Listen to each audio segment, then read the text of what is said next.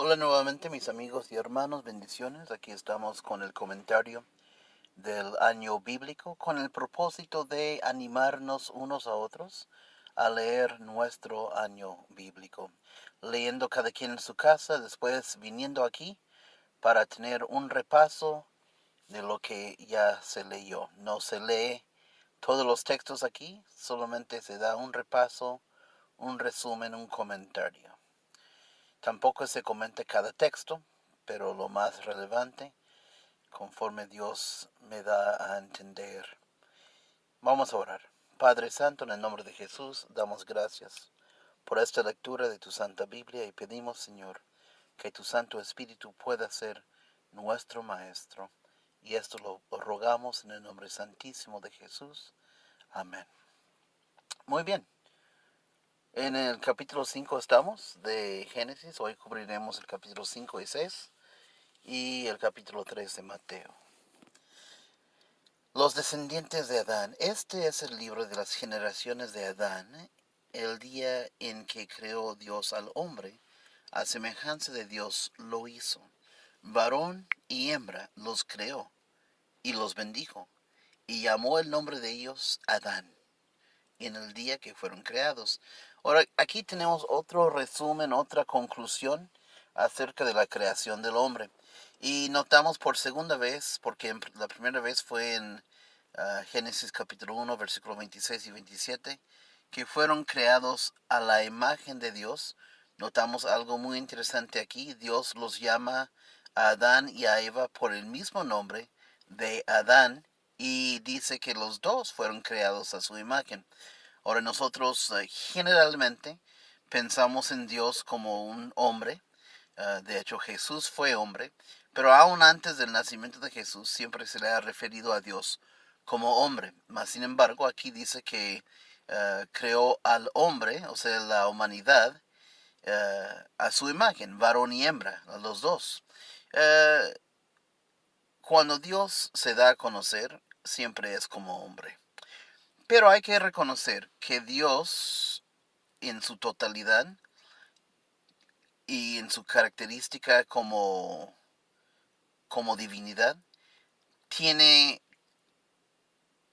y es un poco delicado esto porque no vaya alguien a malentender, a decir que estoy diciendo que Dios es mujer, o que tiene forma de mujer, pero lo que es la parte materna, el parte paterno, el cuidado a los hijos, el amor, las emociones, como seres humanos estamos completos únicamente cuando estamos tanto el hombre como también la mujer.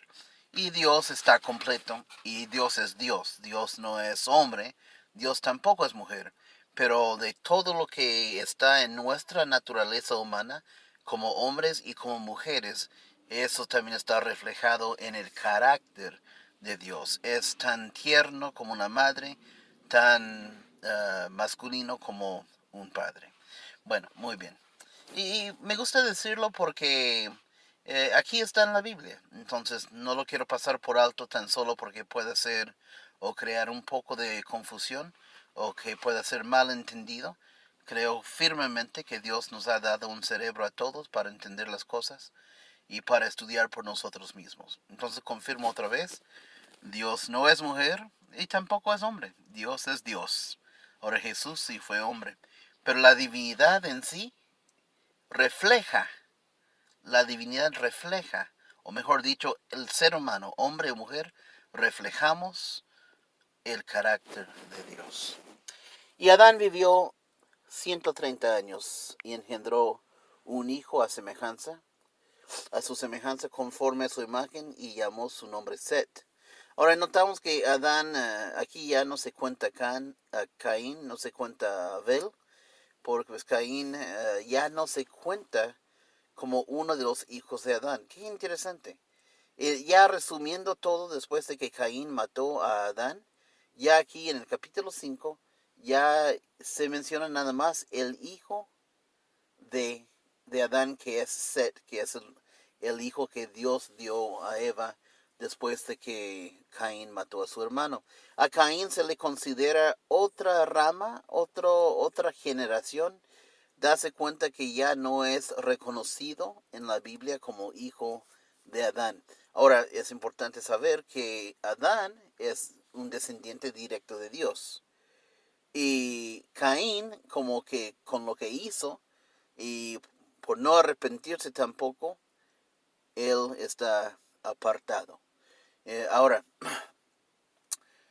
esto es algo importante, lo vamos a ver por qué es importante en el capítulo 6, comprender que Caín ya no se cuenta entre los hijos de Dios. Y es importante saber que Adán sí se cuenta como hijo de Dios, ya que aquí en Lucas y el capítulo 2 tenemos la lista de la genealogía de Jesús. Es la segunda genealogía. Tenemos otro en el libro de Mateo 1, como ya vimos hace pocos días. Pero aquí tenemos otra genealogía de Jesús, mencionando quiénes son sus antepasados. Y comienza al revés, comienza con, uh, con los hijos más cercanos a Jesús, digo los padres más cercanos a Jesús, y termina con el padre más lejano. Y entre estos, si leemos desde aquí, desde el versículo 37, por ejemplo, menciona que Lamec era hijo de Matusalén, él es hijo de Enoch, él fue hijo de Jared, hijo de Maaleel, hijo de Cainán, hijo de Enos, hijo de Set, hijo de Adán. Qué hermoso.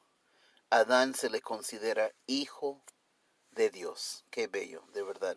La palabra del Señor es maravilloso porque cuando estamos estudiándolo y vamos de un texto a otro y nos ayuda a comprender la totalidad, bueno, para mí eso es maravilloso como la palabra del Señor se va explicando.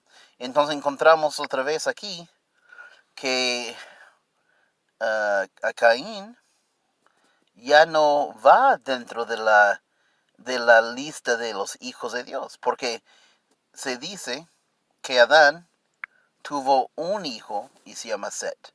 Ya no se menciona a Caín. Entonces él ya está fuera de esta genealogía, está fuera de los hijos de Dios.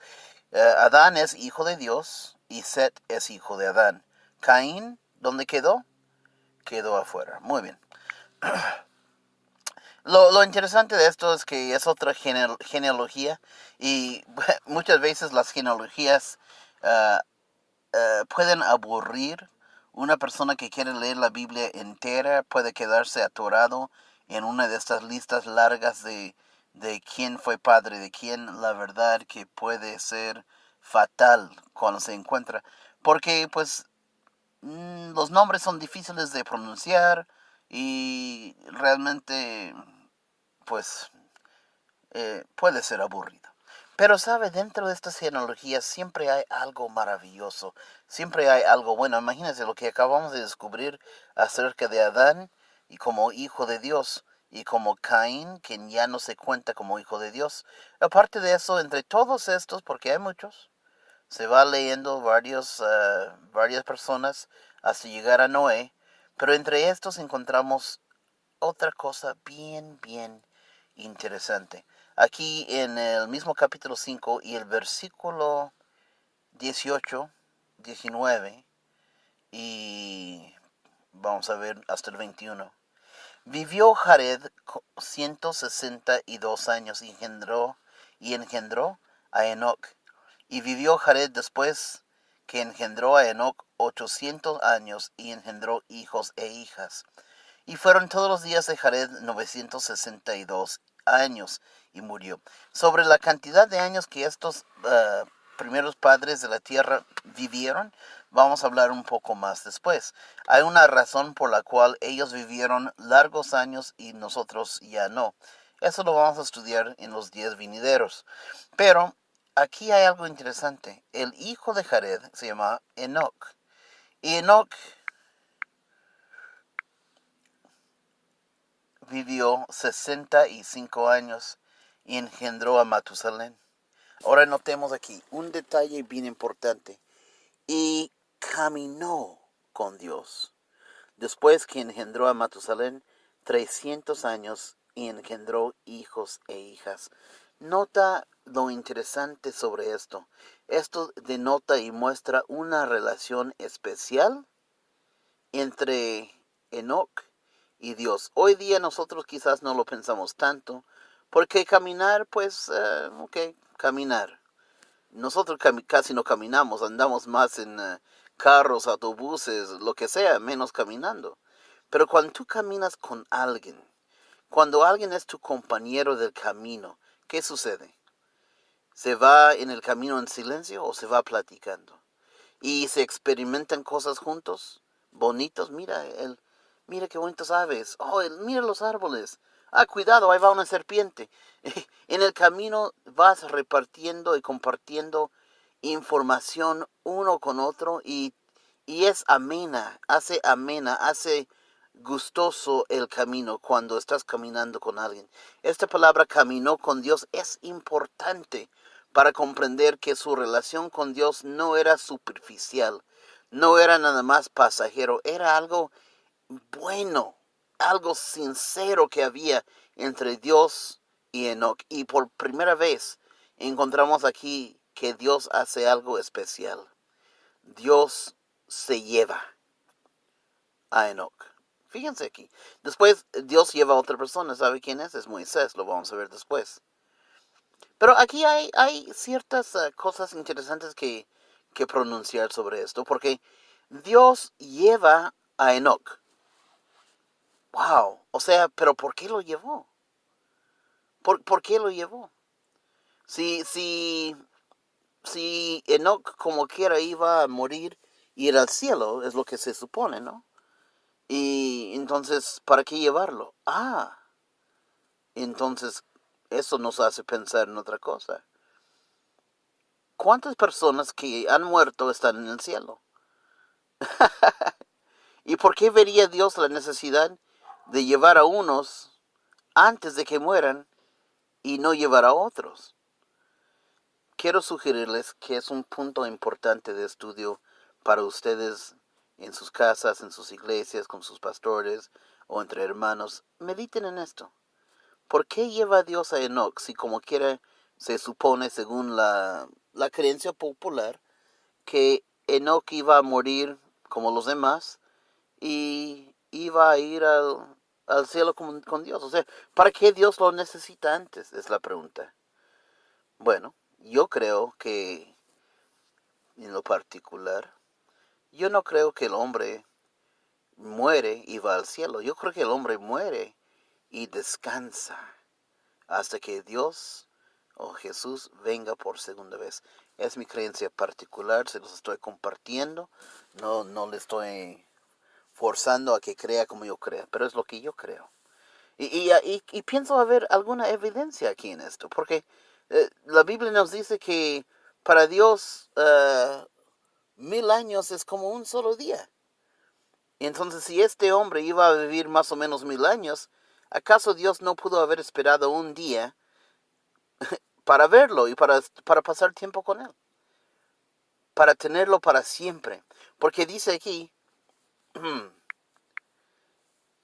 versículo 24, caminó pues Enoc con Dios y desapareció porque le llevó Dios. Aquí está el texto bíblico en 2 de Pedro, segundo de Pedro capítulo 3, el versículo 8, acerca de 1000 años siendo como un día para Dios. No me gusta mencionar un texto sin demostrárselos. Entonces, dice, mas, oh amados, no ignoréis esto, que para con el Señor un día es como 1000 años y 1000 años como un día. Entonces, pues regreso al punto principal, siendo que Dios podría haber esperado un día si quería tanto pasar más tiempo con Enoch.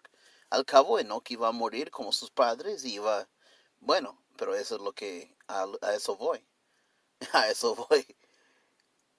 ¿Será, será que hay alguna otra posibilidad sobre esa creencia? Porque hay muchas creencias, pero no todas necesariamente son las más correctas o las mejores interpretaciones en la Biblia. Pero a lo largo del año, que vamos a estar estudiando, creo que vamos a tener oportunidad de analizar esto con más cuidado.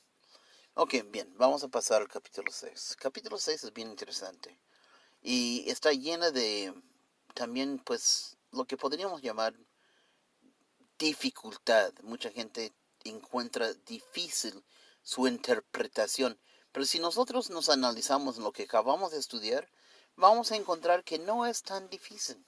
Miren aquí, la maldad de los hombres. Génesis 6, versículo 1. Aconteció que cuando comenzaron los hombres a multiplicarse sobre la faz de la tierra y les nacieron hijas, que viendo los hijos de Dios, que las hijas de los hombres eran hermosas, tomaron para sí mujeres, escogiendo entre todas. Qué tentación, ¿no? Que hay una mujer bonita, te gusta, pues la quieres tener como tu esposa, como, ok, es lo que hacen los hombres, sobre todo en aquel tiempo. El hombre es el que escogía y, bueno, hoy todavía, pero no tanto como antes. Antes era bien masculino el mundo, una orden diferente a lo que tenemos ahora. Entonces, aquí hay un detalle. A Dios no le gustó. Mira. Y dijo Jehová, no contenderá mi espíritu con el hombre para siempre, porque ciertamente él es carne, mas serán sus días 120 años. Ahora, ¿cuál es el problema que Dios tiene aquí con lo que está sucediendo en los primeros dos versículos? Dios tiene un grave problema aquí. Noten. Y viendo los hijos de Dios. Ahora vamos a meditar. En el capítulo 5, ¿qué aprendimos? Que los hijos de Dios, ¿quiénes eran? Era Adán y los descendientes de Adán. Pero entre esos, ¿quién no contaba? ¿Quién no estaba ya? Caín. Caín ya no estaba. Entonces, los hijos de Dios, ¿quiénes son? Algunos, lamentablemente, creen que son ángeles. Que unos ángeles bajaron del cielo y tuvieron relaciones amorosas con mujeres. Eso no es una realidad. Pero ¿por qué? ¿Por qué lo sabemos? Bueno, porque en el capítulo 5 nos señaló claramente quiénes son los hijos de Dios. Y lo que encontramos en Lucas también sobre la genealogía de Jesús, donde se nombra que Adán era hijo de Dios. Entonces, Adán es hijo de Dios y el hijo de Adán también es hijo de Dios, Set. Pero Caín ya no se encuentra. Entonces, esto que dice aquí, viendo los hijos de Dios, que las hijas de los hombres, ¿quiénes eran los hombres? Esos son los hijos de Caín. Caín ya se cuenta nada más como un hombre. Ya no comparte la naturaleza con Dios. Ya no se encuentra en la genealogía divina. No se encuentra bajo el favor de Dios. Entonces, los hijos de Dios, de los hombres espirituales, los hijos de Adán, cometieron un error aquí. Y esa es una gran lección para nosotros también. Ellos, mirando la belleza de los hijos de Caín, se enamoraron, se juntaron con ellas, pero ellas ya traían unos costumbres manchados, unos costumbres no sanas, unos costumbres pecaminosas. ¿Y qué sucedió? El producto de su amor, de su relación, es que dieron a luz hijos quienes crecieron con hábitos no agradables delante de Dios. Qué grande lección para nosotros también, amigos. Porque es bien importante que los novios conozcan a su pareja. Que hagan amistades antes de entrar en un noviazgo nada más basado en que él es guapo, ella es bonita, o me gusta su cabello o sus ojos. Hay que conocer los principios de la pareja futura, porque ¿qué va a pasar? Va a haber hijos y los hijos van a llevar la consecuencia de que mamá y papá no se entienden filosóficamente o bíblicamente o en la iglesia o ni siquiera en si se debe de lavar la loza después de comer o no. Todos estos pormenores, todas estas cosas se deben de platicar, se deben de dialogar, se deben de conocer bien antes de contraer matrimonio o simplemente juntarse. Y Dios se disgusta porque los hijos suyos se juntaron con las hijas de Caín. Y dice Dios aquí, no contenderá mi espíritu con el hombre para siempre, porque ciertamente él es carne. Mire la distinción aquí. Dice, mira, Adán era espiritual, aunque se equivocó, permitió que yo le vistiera de las túnicas de pieles, sigue siendo mi hijo, sigue compartiendo mi espíritu. Pero esta nueva generación, dice Dios, estos son carne 100%. Ya no tienen nada que ver con el espíritu, ya no son como dice Jesús en Juan y el capítulo 1 y el versículo 12, que los que reciben a Dios, dice, más a todos los que le recibieron, a los que creen en su nombre, les dio potestad de ser hechos, ¿qué? ¿Qué clave es esto?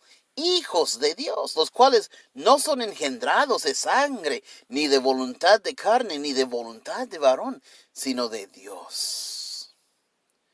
Y Jesús vuelve a repetir sobre este nacimiento de Dios en el capítulo 3 de Juan. Señala que ese nacimiento en Dios es nacimiento del Espíritu.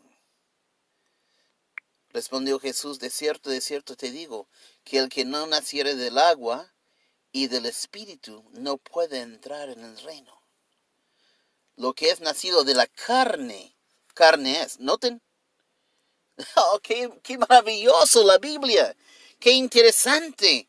Porque no es lo mismo que acabamos de ver en Génesis, el capítulo 5.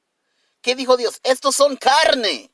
No tienen nada de espiritual, nada de espíritu hay en ellos, y mi espíritu no va a contender con ellos para siempre. Y Jesús dice, mire, quien nace de Dios es espíritu. 6. Lo que es nacido de la carne, carne es. Y lo que es nacido del espíritu, espíritu es. Y Dios desea que sus hijos sean espirituales. Pero pues estos, ¿qué hicieron? Estos hombres espirituales se fueron y se metieron con mujeres carnales, y el producto, había gigantes en la tierra en aquellos días y también después, que se llegaron los hijos de Dios a las hijas de los hombres y les engendraron hijos. Estos fueron los valientes, que desde la antigüedad fueron varones de renombre. Esto no necesariamente es bueno, decir que eran valientes. Muchas veces en la Biblia significa que estaban valientes en contra de Dios. Y hicieron nombre para sí mismos, porque ya no estaban haciendo fama para Dios, estaban haciendo nombre para sí mismos. Eso fue el producto del pecado de ellos, de haberse mezclado con las hijas de Caín. 5. Y vio Dios que la maldad de los hombres era mucha en la tierra, y que todo designio de los pensamientos del corazón de ellos era de continuo solamente el mal. ¿Y sabe lo que hace Dios? Él ya lo había dicho aquí arriba, dijo que solamente iba a quedarles 120 años. Por eso sabemos que Dios ordenó a Noé que construyera un arca, aquí está, y que hiciera provisión para que al destruir Dios la tierra por diluvio, que Noé y sus 3 hijos y las esposas de ellos, y Noé su esposa, alcanzaran salvación. Y Dios hace provisión aquí. Y lo del arca de Noé, les voy a decir, es bastante interesante, es muy bonito. No voy a dedicar tiempo a ello en este instante. Siento que la lectura por sí solo se comprende bastante. Entonces no voy a exponer más tiempo sobre ello. Pero lo importante de este capítulo es aquí. Hay varias lecciones aquí. Estamos invitados a ser personas espirituales. Estamos invitados a cuidar las relaciones que tenemos, de no unirnos en relación con gente que no es espiritual. Si nosotros somos espirituales, si hemos recibido la gracia de Dios y Dios nos considera espirituales, entonces hay que tener mucho cuidado en cuanto a tener una relación comprometedora con personas que son no espirituales, personas que son solamente de la carne. Y sobre todo, tratándose de el matrimonio y el noviazgo.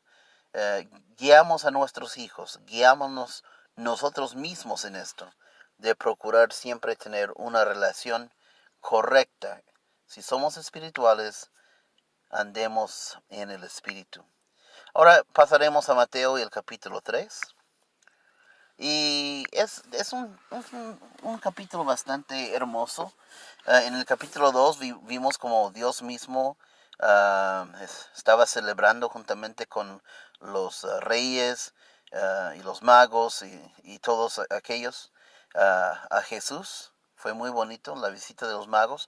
Pero ahora ya Jesús creció y tenemos aquí la predicación de Juan el Bautista.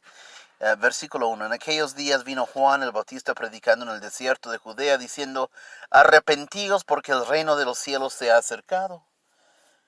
Pues este es aquel de quien habló los profetas, el profeta Isaías, diciendo: voz del desierto que clama en el desierto, preparad el camino del Señor, enderezad sus sendas. Y Juan estaba vestido de pelo de camello y tenía un cinto de cuero alrededor de sus lomos, y su comida era langostas y miel silvestre. Cuando lleguemos al libro de Lucas, y falta bastantito para ello, vamos a ver un poco más acerca de Juan el Bautista y de su nacimiento y todo aquello. Es muy hermoso.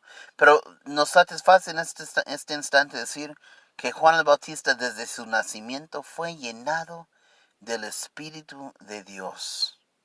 Fue llenado del Espíritu de Dios y sirvió a Dios predicando.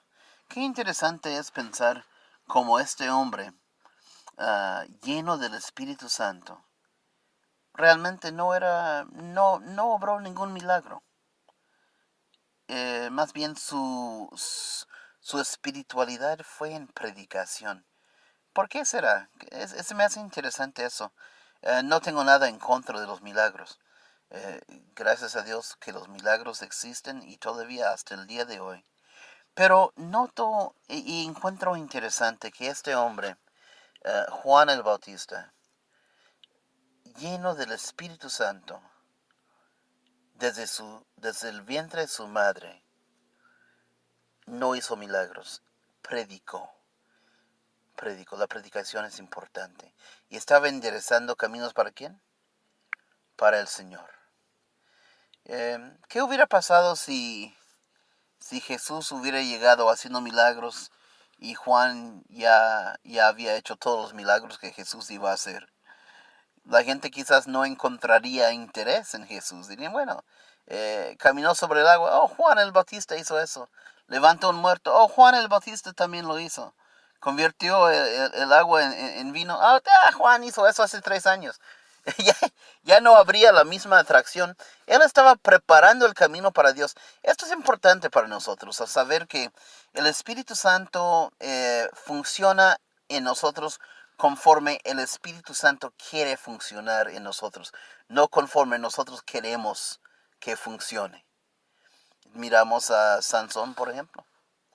Sansón, bueno, quizás no debo ir hasta allá porque siento necesidad de enseñarles cada texto que voy leyendo.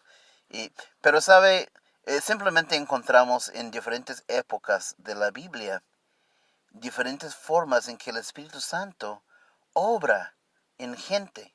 Y nunca es conforme a lo que la gente quiere, es conforme a la necesidad de la época. Ustedes pueden estudiar eso un poco más si quieren. Voy a resistir la tentación de llevarles al libro de los jueces para que estudiemos sobre Sansón y después llevarles a ver Juan el Bautista y su nacimiento, porque sabe, vamos a llegar a esos textos después. Entonces, pues no es necesario. Pero el punto importante aquí para mí es que Juan el Bautista, un hombre lleno del Espíritu, un hombre lleno del poder de Dios, predicó, mas no levantó muertos, no caminó sobre el agua, no habló en lenguas, muchas cosas interesantes. Y vaya, todo eso es lo que el Espíritu Santo puede hacer cuando el Espíritu Santo le place hacerlo. Muy bien. ¿Sabe? Él estaba predicando, invitando a la gente a, a venir hacia Jesús. ¿Sabe lo que pasó? Jesús llegó donde él estaba.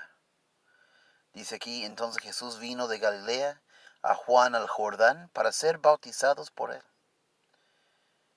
Para ser bautizado por él. Mas Juan le oponía diciendo, yo necesito ser bautizado por ti. ¿Y tú vienes a mí? Qué interesante. Jesús y su constante humildad, su constante uh, ánimo de simplemente cumplir la voluntad de Dios. Jesús se había entregado al Padre Dios y tenía que hacer todo lo que era necesario. Y un bautismo era necesario para Jesús. Aunque se supone que se bautizaba la persona que era pecaminoso. Pero Jesús está haciendo algo para iniciar un ministerio. Está iniciando un ministerio, está comenzando y está pasando por las aguas del bautismo, siendo bautizado por su primo Juan. Entonces Jesús le dice, pero Jesús le respondió, deja ahora, porque así conviene que cumplamos toda justicia. Entonces le dejó. Y Jesús, después que fue bautizado, subió del agua, y he aquí los cielos le fueron abiertos, y vio al Espíritu de Dios que descendía como paloma, que venía sobre él. Y hubo una voz de los cielos que decía, este es mi Hijo amado, en quien tengo complacencia. ¿Sabe? Una de las doctrinas más difíciles de entender en la Biblia es la doctrina de la Trinidad. Oh, es difícil y hay tanta contienda, tanta pelea, tantas dificultades sobre esto. Y quiero confesar que yo no lo entiendo. Yo no lo entiendo a perfección. Y francamente, ¿quién lo entenderá? ¿Quién podrá sondear y comprender la voluntad de Dios? ¿Quién? ¿Quién podrá comprender la naturaleza de Dios? ¿Quién? Pero sí quiero recalcar una cosa. En estos 3 días que hemos estado estudiando acerca de, bueno, haciendo comentario del Antiguo Testamento y el Nuevo Testamento, en solo 3 días hemos encontrado la Trinidad 2 veces. Mire aquí. Porque aquí en el capítulo 1 de Génesis lo encontramos. En el principio creó Dios los cielos y la tierra estaba desordenada. Noten aquí. Y el Espíritu de Dios se movía sobre la faz de las aguas. Y más abajo, en el versículo 26 y 27, cuando Dios decide hacer a la humanidad, dice, y creó Dios, bueno, 26. Entonces dijo Dios, hagamos al hombre a nuestra imagen. Entonces, señalando aquí que hay más que una persona ahí. ¿Quiénes serían? Pues ya vimos que el Espíritu de Dios estaba ahí. Encontramos también aquí a Dios hablando con alguien más. Aquí encontramos por lo menos 2 personas. Y pues yo creo que es Dios el Padre, el Hijo y el Espíritu Santo. Y volvemos otra vez a donde estábamos, en Mateo y el capítulo 3. Y encontramos otra vez las 3 personas de la divinidad. Está Jesús, después subió de las aguas y descendió el Espíritu como paloma. No, no es paloma, es como paloma, en forma de paloma. Pero es el Espíritu de Dios y después sale una voz del cielo. Ahí está la Trinidad. En solamente 3 días estudiando la Biblia lo encontramos 2 veces. Así que, pues, aunque sea algo que nadie puede sondear y comprender correctamente a como se debe, porque hay cosas que de Dios son escondidos.